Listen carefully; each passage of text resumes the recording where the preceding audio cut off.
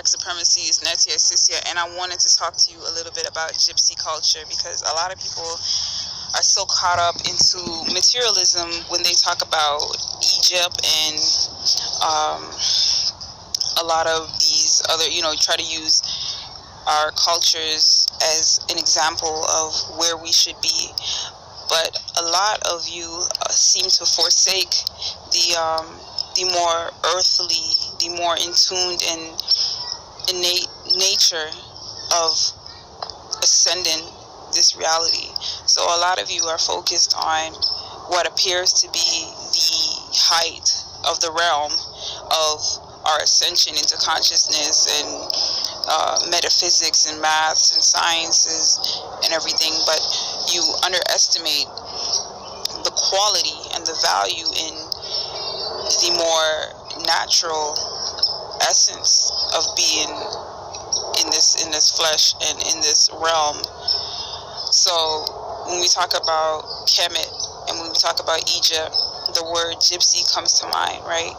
And when you talk about gypsies, you think about people who are free-spirited, who are minimalists, who travel and who basically acquire a lot of information and a lot of knowledge, are very in tune with the earth.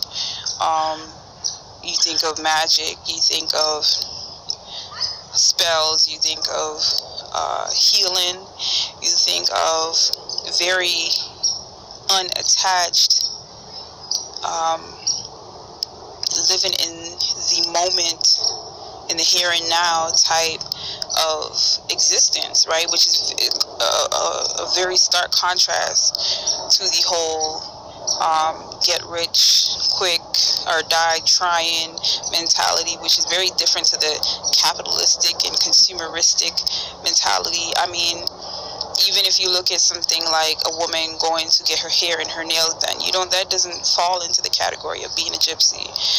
When you think of a gypsy culture, or somebody obviously more revolutionary, you think of a gypsy as being more of the revolutionary, because they would be more willing to fight for their nation, for their culture,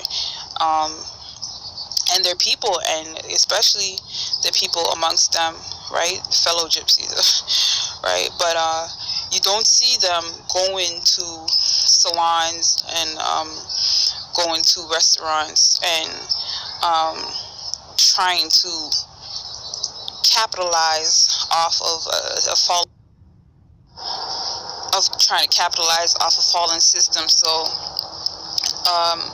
in terms of being more of a revolutionary type spirited woman, you think of them as non-institutionalized, non-conformist, definitely non-conformist. So when you think of that, you're not thinking about homeschool, you're not thinking about sitting up in any businesses asking people who seek to oppress you, how they'd like to be served, right? You're not trying to assimilate into a culture that is limiting, right? So definitely you would think of somebody who is more of the gypsy type mindset as someone who is going to rebel and buck against the system and pretty much do it with ease, be able to just get through to where it is that they are comfortable, or that they are in their best element. So when I see a lot of people in the conscious community today, especially the women and the men who are attracted to these women, it's hard to draw the connection to being someone who really wants liberation, right? Because it seems people are pushing very hard for this capitalizing off of our culture, right? If we sell everything, if we're selling all of our trades and secrets, are just cultural relics, like just practices, as soon as you learn something in the conscious community, or as being a conscious person, which a lot of people probably aren't really going too deep into the consciousness, right? So it's kind of like, if as soon as you do get a hold of some type of information, you're trying to sell it, you know, you're canceling out a very natural essence that you could be growing in, right? And be strengthening. So it's kind of contradictory to liberation. You're selling your liberation. You're putting a price on your freedom. And every time you embark on selling that wisdom and that knowledge, you push your freedom that much further away from you, and you make it that much more expensive to acquire, to the point where you could never buy your freedom. So you're putting a price tag on your liberation and your freedom, because you neglect the more essential qualities of being a free person, right? And you know, when I talk about being a gypsy, I'm not talking about someone who's just belly dancing all over the place. And it's like a reality that some people are just not conformists. They're just not going to bow down to the system. They're just not going to be that one to pick up the phone and be like, I'm going to call 911, or I'm going to report this person to this institution. But when you look at a lot of these women and a lot of these brothers attracted to these women, are these brothers, period, they're that type, right? And it's like, when do we, how do you say you're conscious and you're still following the white man's system? Like, it's one thing to say that you don't believe in Jesus anymore and that you put away the Bible, right? But when you think about it, a lot of people never believed in him in the first place. That doesn't automatically make you conscious. A lot of people who quote unquote don't go to church, you know, they still adhere to a lot of religious sentiment and practices in a certain way. They still have the same superstitions, and they still uphold that white man. So it's not fair to say that just because you are not, you know, a church goer, and that you're not a Bible thumper, that you are all of a sudden conscious, right?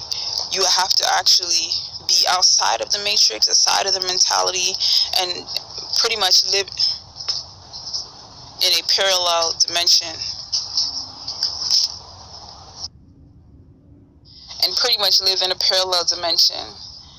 You know, and that's where the beauty and the magic of even being equated to anything somewhat of a gypsy comes in to the equation, because it's the element of surprise and it's the element of just mysticism that kind of eludes all of the boxes and the traps and the snares of white supremacy.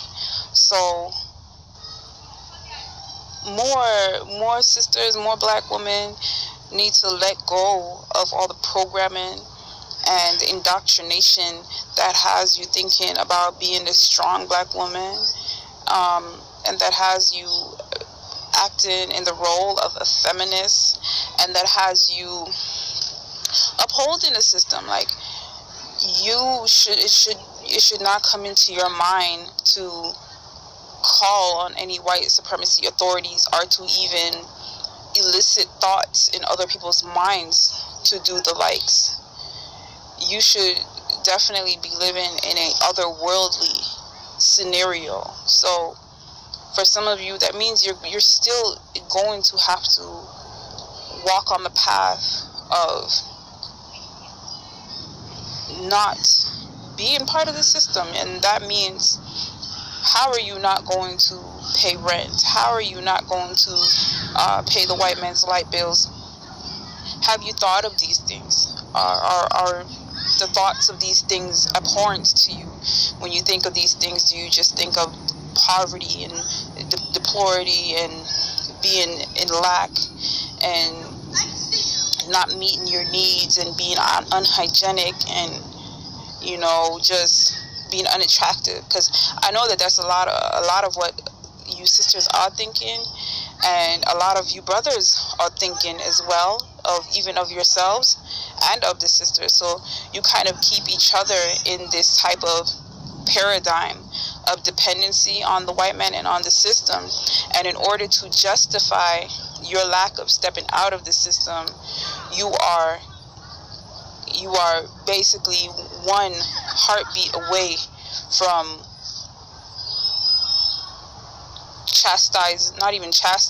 from basically persecuting those who you claim are among the conscious among you. You claim to be among the conscious, but you're ready to persecute those who have gone a little further than you. And therefore you keep yourself in a state of, just not being liberated. And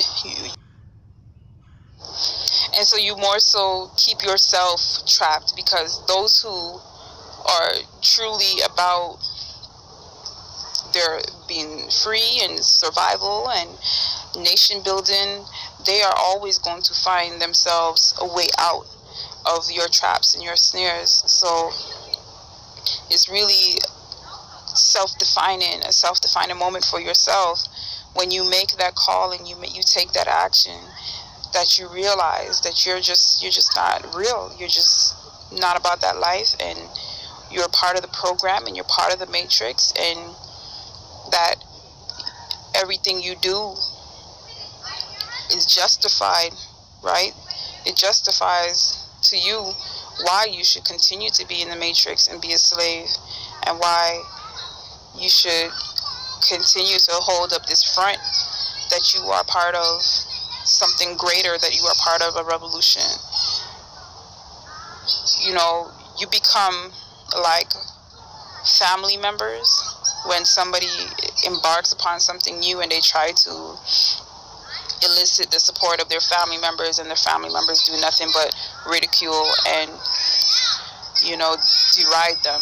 So how many of you in the conscious community are guilty of that, right? And how many of you can see that those lacks and those flaws in your way of thinking, and are ready to banish those thoughts from your mind and those actions and those activities, and to even work towards exposing those dynamics in other people who are not yet where they claim to be in terms of being revolutionaries and being advanced and ascended beings, right? It's very necessary to manifest beyond the stage and the realm of that dimension that keeps you trapped in a system, right? Because you might as well file all your reportings to the government and become a spy and do all it is that they ask you, join the army. I mean, how can you separate yourself? How can you truly say that you are on the side of Pan-Africanism, black liberation, black nationality, black nationhood, revolution, when you've not made that giant step? You don't have the heart to go beyond, right? And for a lot of you, it's just the only thing keeping you back is fear, because the white man is not binding you to any contracts or any laws that says that you must abide by this Willie Lynch chip. So a lot of you just, you enact that Willie Lynch chip inside of you against your own people. And going forward, when you talk about clones, which I probably should make a whole another video, we don't need clones. Who needs clones when we have black people who are going to do what it is that the system wants you to do? Because if you think about a clone, you think of somebody who mimics the consciousness and the intelligence of someone else to to trick and to deceive a real human and a real sentient being into giving into the system, right? Or into submission. So a lot of so-called conscious people are acting in the persona of a clone, right? So a lot of you talk about agents, but there are clones currently operating among us, and many of you will have to identify yourself as that if you're not going to move beyond. So meditate a little on Gypsy culture and how that relates to revolution, because I think that people they admire Gypsies, but they've never really given it any real thought and thought about, you know, what would a real Gypsy be like, what would their culture be like, and then, you know, it becomes something that you just dismiss as mystical and fanaticism and just people who are pretty much high off off life to no end and to no degree. But there's a greater science and a greater objective in terms of nationality and black liberation that the Gypsy culture mindset could play, if some of you give that some thought. So that was the best way that I thought that I could embark upon you to think outside the matrix in a not so, I guess, harsh manner, because I know that many of you are, you know, receptive to Gypsies and the like, even though you might not have given it much thought. But I know that that's going to touch some of you in a type of way that can change your dynamic into how you operate within the system. So Black Supremacy, join the website www.kingnobleBlackrulership.com.